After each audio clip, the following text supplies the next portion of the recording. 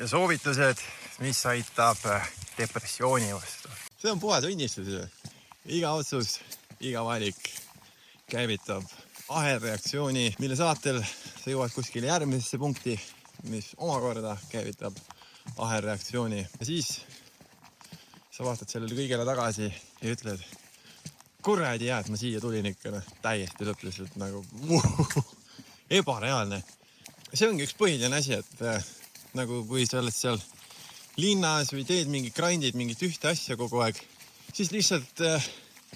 võidki jääda kassima mingi teatud asjade üle ja siis oled seal betooni vahel, väljas võib-olla nagu käid harvem ja siis nagu on siuke paik olemas, nagu kus sa lihtsalt tuled, sul on vaikus, sul on ümberringi nii palju vaadata, lihtsalt imestada ja see nagu toob selle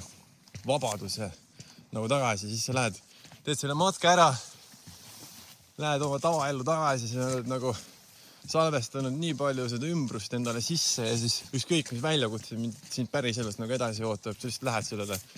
sirge seljaga vastu ja samal ajal on ka see, et su mõte läheb nii rändama lihtsalt täiesti X kohtadesse, millest sul polnud võib-olla aimugi ja siis saad mingid lahendused ja saad mingi, ma tegin selle kõik ise.